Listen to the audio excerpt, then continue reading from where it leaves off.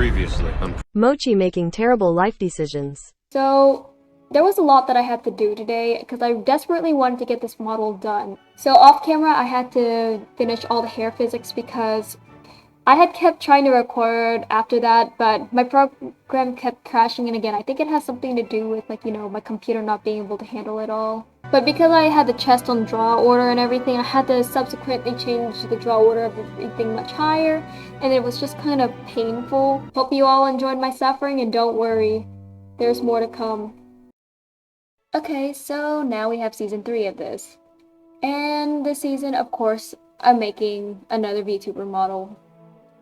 Yeah, I said I was gonna milk this Live2d trial for all it's worth, and I was not wrong. I will milk this trial for all it's worth, okay? But yeah, it's gonna be more suffering because of what I had planned. So the next victim is one of my muses named Yongsang, and as you can notice, I have a lot of pictures of him. Like, an awful lot. He's like the second most drawn muse. But also, he is my profile picture. Yep, this guy. I also decided to include this life form of his because it's definitely my best design. Of course, I have a reference sheet for him, which made my life a lot easier. I made this months ago, similarly to how I made one for Jihoon as well. Definitely would recommend having a reference sheet for something like this, Of course, there's also his outfit reference sheet, and I decided to use the first outfit for his secondary outfit because I have a thing for adding, more outfits to my models. I don't know, I just like having those toggles, Even though, I can't really, mix and match the outfits, or maybe I can, but I just don't feel like it, but yeah, just having different outfits. Now, of course, as usual, we got a speed paint, and I know you noticed me putting in Jihoon's model into the thing. That was not accidental, that was on purpose. Something I wanted to do with this model was make him a little bit taller than Jihoon's model. It's kind of because, I just like to have that subtle detail, if that makes sense. I mean, heck, he is taller than Jihoon, so I just thought, why not just make their models taller? So that's why I had Jihoon's model in there temporarily. Of course, I had to raise the canvas size a little bit because he was getting a little too tall. Though something I noticed when I compared the models much later was that he ended up being a lot taller than Jihoon, which wasn't supposed to happen. It was maybe supposed to be 2 inches, but now this guy looks like he's 4 whole inches taller, but that's fine. So his outfits, I would say, are a lot more detailed than Jihoon's outfits, so it was a challenge. In total, I'd say I spent about 15 hours on this guy, but yeah. So you could see me already starting to work on the parts, and of course I had to draw his hair first. Luckily his hair, I would say, was one of the easier things to do, especially because he has such a simple hairstyle compared to Jihoon and my model. I don't think I had to do as much separation on it because it was just the normal flat hairstyle. He doesn't do anything crazy. I definitely chose to do a different pose. I could have done a normal standing pose, but I didn't. I thought it would be in character for him to have his hands in his pockets, which would later prove to be painful. Absolutely painful. I mean, setting up the layers, you can't see it in the speed paint. You can't see me pull up my layers because I just exported it from IBIS Paint X and then just set the mode to fixed mode, but the layers were a mess. I will say that right now. I had to put everything in weird places and everything, and that just didn't help. But that's fine. Something that was annoying for me to work with was his facial bruises because he has them, but I couldn't just put him in the base face layer because I have the base head layer, but I had the base face layer and where I put all those face folders or whatever above the base head. So yeah, I would have to put the bruises way on top, which was really annoying.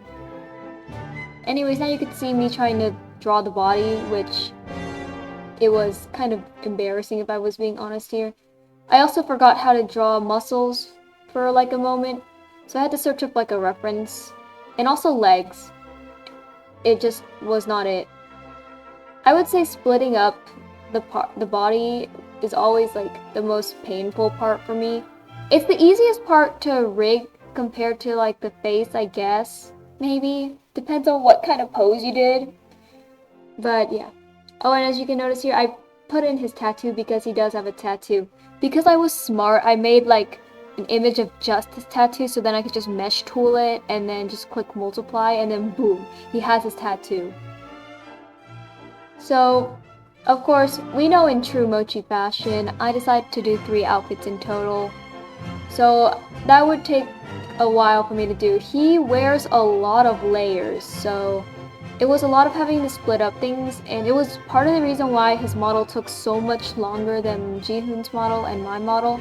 Because sure, I had layers in my model, like in terms of like the outfits, but I would say they're still much simpler, you know, they were much simpler. And Jihoon, he normally shows off his arms anyways, so I didn't have to worry about like cutting up long sleeves. He only had one outfit where he had long sleeves, but this guy, he wears long sleeves for most of his outfits, except for that final outfit, which was his Horseman of Death form, because I love that design. Like, it's his fantasy AU design or something. I had to put it in there. It was already a thing. I kind of just thought of a funny idea for my VTuber model and just had the mermaid design, and now everyone gets a fantasy design. Why? Because I said so. Now, is there lore? Yeah, kind of. Sort of, I would say. I mean, like, you know, these characters, they all kind of have their own lore, but it's not like set lore, if that makes sense. It just changes depending on the story. These characters are the kind of characters I use everywhere in every single story. They don't have a set thing, but there are some details that are generally the same, such as, like, you know, their backstory, their background, and of course, like, you know, kind of like their skills and everything. You can see me working on the second outfit here, and I will say that was definitely the most painful thing to split up because there were like several layers on the top. So as you can see in, like, you know, the secondary outfit, he has, like, you know, he wears a sweater, he wears a t-shirt, and then he wears this jacket, and even the jacket was painful because the jacket was asymmetrical. So like one side was plaid and the other side is just plain. And that would definitely prove to be more painful to rig later because I can't just like flip the sleeve. I can't just copy paste and flip, I have to like rig it separately. If you want to make your life easier, always have symmetrical models so you can just do your cheat, you know? But unfortunately, I like character design with like asymmetrical stuff. Finally, I worked on, like, you know, the Horseman of Death outfit, and something I wanted to do with this one was actually have the hood on toggle. I just thought it would be nice, especially because I haven't had many drawings with him with his actual hood on, so I was like, yeah, might as well just have it on his model, you know? Now, what people don't know is that, like, I normally have all the color palettes for these characters saved, but I actually didn't save a lot of the colors for this one. Like, within the app, I had a picture of the colors saved, which I should have just saved them all in the app. It makes my life easier.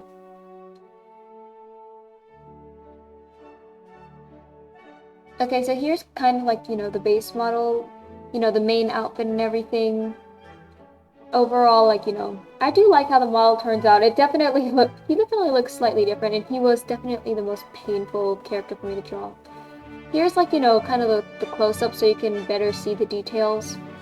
It was actually a pain in the ass to do the leather jacket, if I'm being honest here, because, like, I couldn't see, even if I had the brightness completely up, I could not see where I was shading, so some things might look a little wonky, you know. But obviously, this main outfit is what I based off of, like, you know, the reference sheet, you know, the main reference sheet, if you get what I mean. But I mean, overall, it turned out okay, you know, and that's all that matters.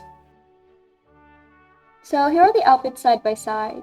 I put it on a white background so you could better see the details. So I did crop it out of the speed paint video, but I drew, like, these weird bandage shoes for him. I never designed proper shoes for this form, so this was the best I could do, and I gave up on trying to do shoes. So you get some free feet pics, I guess, you know? So, of course, I had to immediately start rigging, because I was actually excited to rig. I know, it seems kind of crazy, because it's like, Oh, but weren't you talking about, like, just suffering? Yeah, but in a way, I feel like the suffering makes the rigging process, like, worth it. When you see your model come to life in the end, it's just satisfying, you know? So of course, since this was a new model, I had to do a bunch of file setup, which was annoying. I feel like file setup takes up way too much of my time. Like, I can spend like a few hours trying to like organize everything into warp deformers and then having to put all the parameters inside those respective folders. It's actually really annoying. Though it's because I have the pro version, so I might as well just use, like, you know, all of it. Even if I don't need those warp deformers, I will still put them in the warp deformers. Will this fry my computer? Yes. Do I care? Not really. But yeah, it was pretty much like trying to organize everything in a warp deformers, and he had significantly, like, well, actually I think he might have equal parts to Jihoon's model, but he still had quite a bit of parts, so it actually did take a while. And also, like, you know, I had to like keep flipping through and also renaming a few parts because, like a dumbass, I forgot to rename like a few layers of my, like, you know, original PSD file, so I have to, you know, pretty much just go in, rename the layers before I come back in the future and be like, oh, what the hell is this? And then accidentally delete something that I needed. So I actually forgot how to file setup for a moment. I actually had to go through tutorials because I was pretty much taking anyone else's setup, like, this seems simple enough, just put a bunch of folders, yada yada. But you know, after the file setup, obviously I got to do the rigging. But again, it took a while. So again, I just decided to make my own manual mesh for some of these because I wanted smoother rigging. If I did an auto mesh, it would probably look like crap. But my manual meshing is not as good either. It was definitely extremely messy and everything. I'm pretty sure any pros looking at this would just look at me like, what on earth are you doing? Of course, if I manually meshed everything, it would take forever, so I did auto mesh a few things that didn't need to warp as much, but like for stuff like the top eye line and, like, you know, the eyelid crease, which were gonna get deformed a lot, I decided to just make my own mesh. And I would say making meshes is like the other part that I hate a lot. Like, I hate file setup like the most, and then on the bottom of that tier list of things I hate, I would definitely put meshing. But in order for things to even move, you obviously have to mesh. I would know that. It's literally my third model, you know? I don't need to explain this several times. But after all that, like, painful, like, setup, finally it was time to rig. And obviously, like, you know, I rigged eyeball X, which was really easy, you know? Just move it, like, you know, across the X-axis and then just warp it just a slight bit so it looked like it was going, like, within, like, the curve of the eye. There weren't too many, like, errors there, you know? Except for that eye ad that you see, because here's the thing. I had the eye ad layer on a clipping mask to the iris, but you can't, and then obviously the iris has to be clipped to the eye whites, and in Live2d you can't have it just clip twice, sorta. It would have just showed up. So I had to actually go back and, like, you know, squish down the eye ad layer to, you know, but hey, it ended up working out in the end, you know? It was just a minor mistake. And obviously, I went in and added, like, you know, the whole moving, like, the eyelid skin as the eye moved left and right. Again, it was just a really lovely detail that I learned from Yoshino art, and I wished I did it on my normal model, but it's fine. What matters is that my normal model worked. After, like, doing all that, I had to work on the blink, which I feel like the blink went a little bit easier than it did on, like, you know, on Jihoon's model or my model, which was good. I guess it's because of his eye shape. Because, like, you know, it's not crazily curved, because I remember my model, she had, like, more curved to her eye, and it just looked... And also I did auto meshing on my model, so it looked really distorted. But he has less of a curve, and his eyes aren't upturned like Jihoon's eyes. They're more like, it's easier to work with. But I would say, like, you know, eye rigging, it went relatively smoothly. Definitely the smoothest that has ever gone. Until I went got into the smile, and then I realized I do not know how he would look like if his eyes were smiling. Well, I sort of do, because I've drawn it. But, like, actually rigging it, it just kind of left my brain at that moment. But nonetheless, it kind of, like, it worked, so that's all that matters, right? So, I made the eye smile for when his eyes are closed and when his eyes are, like, normal, because that's what I normally do, you know? And he doesn't have, like, an eye smile for when his eyes pop open wide, because why? Your eyes are kind of popped open wide. So after that, like, you know, I worked on the in-between frames for, like, you know, because, like, you know, I have an in-between frame between, like, the normal eye and the blinking, just so things look smoother, because it would look like trash if I didn't have it. Because my ability to animate is terrible. Absolutely terrible, man. But it's fine. It's fine if we have, like, slightly scuffed animation. So, of course, like, you know, after, like, making, like, the basic stuff, I would have to work on the physics. The eyelid physics, not eyelid, the eye shine physics, they'd be looking a little crazy, but that's fine. Again, like, you know, it's fine if the physics looked a little crazy. It's light, you know, it's meant to look crazy.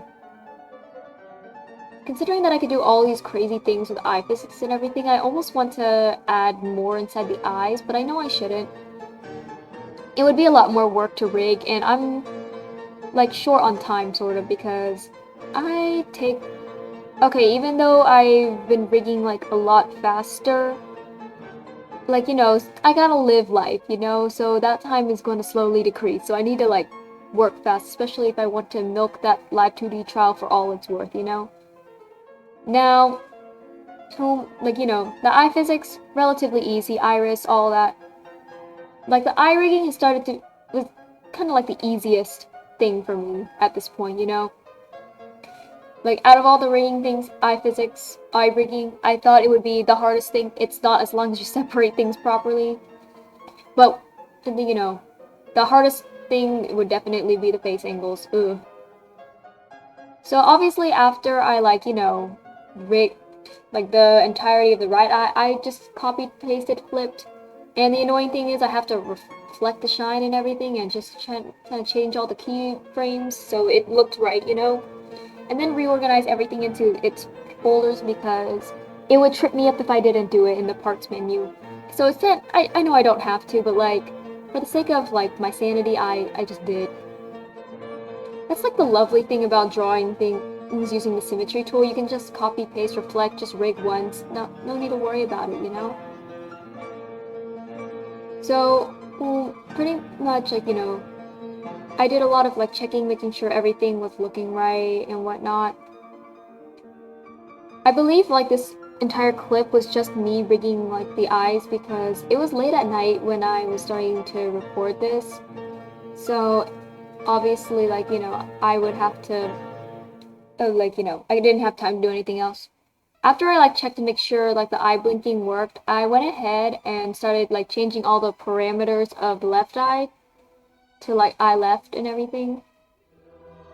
Because you're supposed to do that. Well, you don't have to do it, but if you want stuff like winking, you kind of gotta. And also, like, you know, I guess, like, the winking is a nice detail. And I blink weird, so, you know, if I wanted to capture that weird blinking, then, oh yeah. I will admit, when I was, like, trying to move everything into its respective parameters, and I did get confused. A few times it happens. After you move everything into, like, you know, the correct parameters, you then just work on the eye physics. And after that, like, you know, everything I had to do for that day was pretty much, like, done, and I was tired, and yeah, that was it. It turned out okay, and you know what? I'm here for it. Anyway, so that's all for this. Tune in next week for the next episode of basically my suffering.